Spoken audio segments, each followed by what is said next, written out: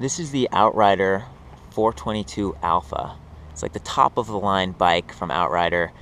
It's pretty amazing. Actually, the 422, the 4 stands for this 4,200 watt sort of a direct drive little motor, and it's tiny, but they actually step it up with this Gates drive belt, and you can see back here, and man, it's powerful. This thing is very capable. 22, that actually stands for 2.2 kilowatt hours because of the battery size. 44 volt, 48 amp hour lithium polymer, and this thing is massive, but you can see the weight is kept really low to the ground. There's the key, there's the charging ports. It's an impressive machine. Got room for luggage and everything, and then just a bunch of cool safety options, including this LED whip flagpole back here, and this amazing light that they actually tie that into the system. Ultra bright back here. So let me talk a little bit about some of the bike specs on this thing.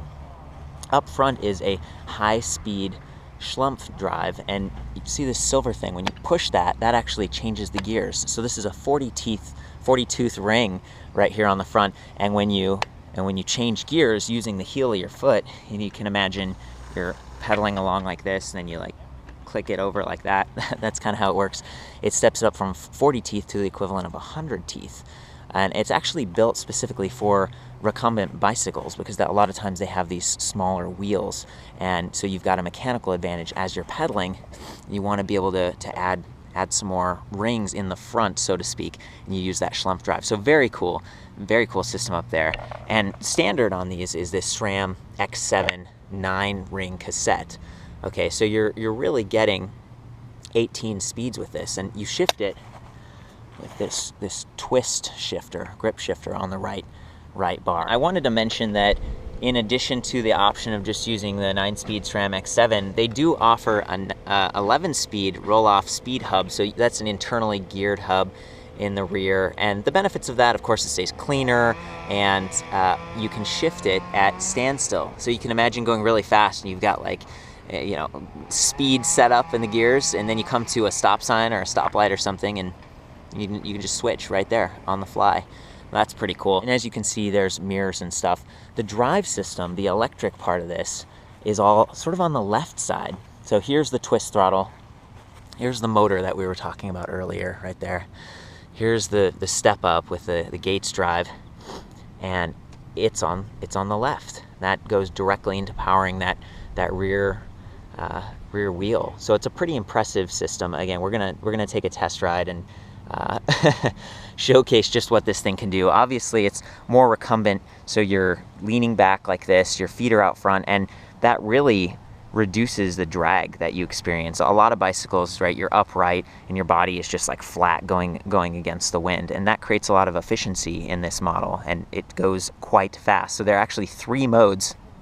It uses the Cycle Analyst version 3, and the base mode is taking advantage of the motor at 750 watts, top speed 20 miles per hour. So in addition to that sort of city mode where you're using 750 watt, top speed of 20 miles per hour, the other 2 modes, the middle mode is 2200 watts, and then you step it all the way up to 4200, that's super high end, and it's actually RPM limited to 40 miles per hour. Still pretty darn fast with this thing, but it's important to mention that it's actually got a freewheel. So you hear that?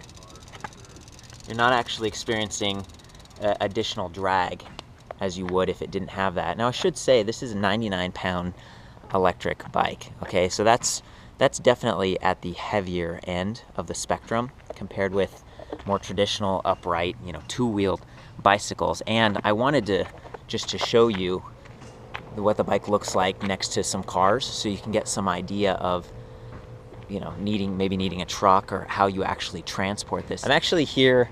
We got Tommy. Hey. How's it going? He's one of the co-founders of Outrider. Yes. And I asked him to just give me, you know, some quick information about the bike, and he's helped me prepare it, you know, for the test ride.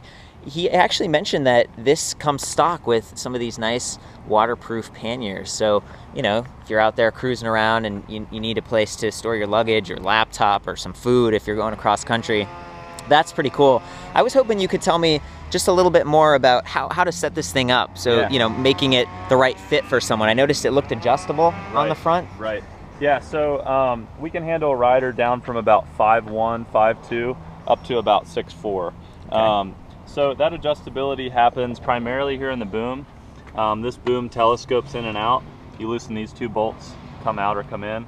Then we can also adjust the seat angle of recline, and then we can move the seat forward and backward. Wow, and I noticed these. Is this for like I've seen a headrest, I think, before. Yeah, so we have a headrest option back here that you can kind of have some relief on your neck. If you come to a stop after a long ride, you can take a break and kick back and use that. The other fun little thing, you know, we were on a little bit of a decline here, and they have this, it's just like a kind of a rubber band, and it's like a locking mechanism so the bike doesn't get away from you. I thought that was kind of clever. Yeah. And everything looks great on these with the black color, but they do come in other colors, is that right? Yes, that's correct. So we have 7 different color options with the frame.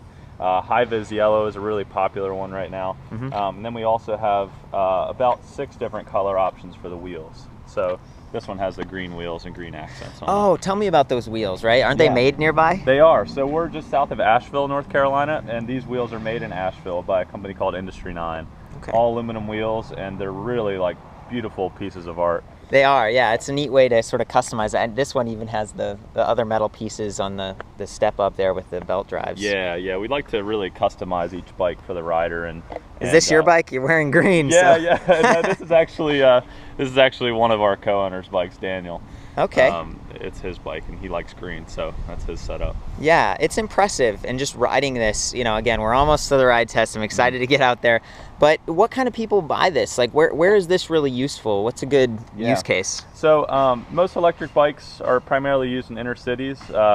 This bike, we designed it to be used for much longer distances. So we have a lot of folks that live 20, 30, 40 miles outside of where they work. And so they're doing longer commutes at higher speeds with these bikes. And you said the batteries, you know, we were talking about the specs, it's 2.2 kilowatt hours. Yeah. So that's enormous, 44 volt, 48 amp hour.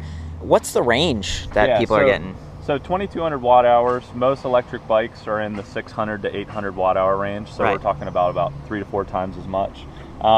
So at 20 miles an hour with pedaling, you can see up to 160 miles of range. 160, okay, yeah, I was talking about it, and I tend to be conservative in estimating. Sure. You've got a range of different rider weights and setups, but the recumbent positioning right here, really, it seems like it reduces drag. It definitely does, and you especially notice that at higher speeds when you get up towards 30 and 40 miles an hour. That's where the aerodynamics of this really start to shine. Okay, well, and then, so sorry, this is people who have a longer distance commute and are looking for something that's, I don't know, are different types of people prefer to have that extended leg position. It's more efficient or comfortable for some people too. Yeah, just the full seat in general of a recumbent is really advantageous. You don't have as much pressure points. It's just very comfortable. So long commutes, and then also people that are going out for multi-day adventures. 100 miles at a time. Right. You know, across the state, across the country. It's a great setup for multi-day rides like that. Are there any stories you've got of just a quick one of like, this guy rode all the way across the state? Yeah, or, yeah. We actually have a guy out west in Colorado, and he rode down the entire west coast with his on his Alpha, and did it very quickly. And then Jesse just recently rode down to Atlanta. And did about 180 miles in 24 hours. So. And Jesse's the other co-founder. Yes, yeah, I'm going to do a bunch of videos, so I'm sure I'll catch up with him. You mentioned sort of made in Asheville wheels and being able to spoke those different colors. A couple other pieces of this you said are made in America. Do you want to talk about that? Yeah, it's really important to us. Most of the drive system is made around the Charlotte area of North Carolina, so very, very close by. And our motors are handmade in California, in Irvine, California. Okay. So probably about 80% of the bike by component is made in the United States. Can you give me a quick lineup? I know this is the top of the line bike, but you do a lot of customization. It sounds like this is also one of your more popular ones. Yeah. Can you just quickly tell me the other levels and just some of the starting prices? Sure. So 422 Alpha is the top of the line bike of ours. Then we have the 411 Hyperlight that comes in around 10,000, and then the 311 Solo, which comes in around 8,000. So the Alpha is 12,000 the way it's set up, and then we have some options within that: steering dampener, USB port, roll-off internally geared hub, Right. Front fenders. Oh, thank you for calling that out, because yeah. we got the rear fender here, but if it's sort of rainy where you're at, that could be a nice option. Yeah, it's a nice option for the front. It keeps you completely dry off of that wheel spray as well. Okay, well, let's get out there. I'm all suited up. I'm ready to go. You're gonna grab the other bike and we'll take a quick tour on them. Sounds good. Okay, we're finally getting ready for the ride. Look at this, Tommy is born ready. This is a pretty serious setup. You've got the full helmet on, because this is actually the bike. It's a custom 422 Alpha with 2 motors back here, and this broke a bunch of records. So it was actually the fastest electric bike. Unofficially, the older record was held at like 55 miles per hour. 58, right? You know, so officially 58, unofficially it was like 80 or something. This hit 85.9, is that right? Correct. Yeah, and that's the fastest for any sub 100-pound vehicle of any type of energy power source, right? So electric, clearly leading the way. It's exciting to see this thing. I'm glad you got the helmet on. Yeah. And you know, I wanted to call out, we were talking about the adjustability of this front boom. Tommy has this little, sort of like a hatchback. It's a little Golf, and we were talking about how to get it into the car. You know, it is 100 pounds, so maybe you want to get your friends to help you lift it, but you can fit the rear wheel sort of, you know, on your armrest area, and then these two facing out towards the trunk, and you know, maybe take the boom off if you have to. But there are also special bike racks for recumbents, is that right? There are trike racks, just like a traditional bike rack, that go into a hitch, a trailer hitch. Then you can put a single trike on those racks. Okay. As far as getting into the back of a SUV, minivan, hatchback, one person can do it by lifting up that rear wheel and placing it on the rear tray of their car, and then grabbing the boom and lifting that up in. That's a good point. This is actually how we were walking this around. You kind of grab the back here, and then you can steer the front like that. Yeah, taxi it. So that's all good to know, because I don't know, I felt a little bit overwhelmed initially. You know, you've got something that's just bigger, and I'm sort of new, admittedly, to the recumbent scene, and it's nice to get these questions answered. I hope it helps you guys out too. This is how it works. We got the key right here. You stick it in, turn it, you can kind of hear it. There's the Cyclinus version 3, and I love that you can actually pull out the keys. You don't have to leave it. It's not going to be jingling around. To change the different modes, oh, and I should say, to get on this thing properly, you're supposed to kind of come from the front, step over, use your hand on the wheel like that, and kind of sit yourself back in. So I'm all loaded. You hold down on the left button, press the right button. So right now we're in low, so that's 750 watt, medium 2200 watt, high 4200 watt. So that's, you know, that's how it works. And then Cycle Analyst has all these different, you know, indicators of your voltage and how far you've gone and how many amp hours you've used. So that's essentially it. I'm in a good pedaling gear here, and I'm just gonna pedal around and try to show you what the bike looks like and sounds like in that mode. So here we go, kind of pedaling a little bit. There's the mirrors, turning. There's that nice freewheel in the back. And then if I want to, go ahead and hit the motor. There we go.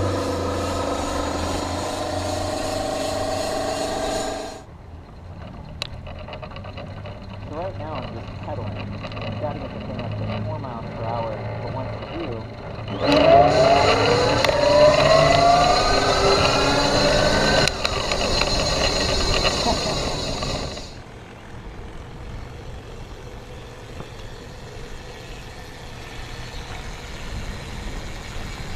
sweet.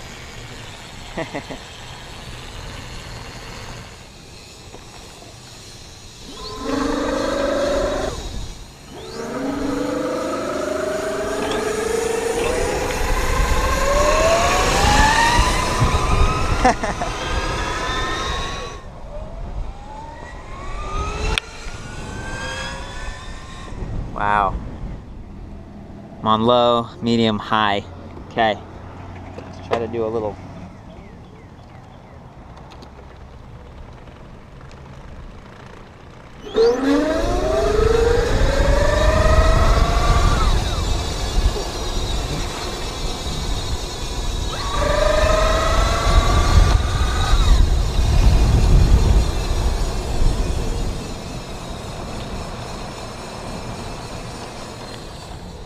Definitely a cool bike, unique, and it's great to see these guys building them. I mean, hands-on, the workshop is pretty sweet.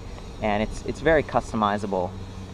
Yeah, that's the Outrider 422 Alpha. For more on this and other electric bikes, see you back at ElectricBikeReview.com.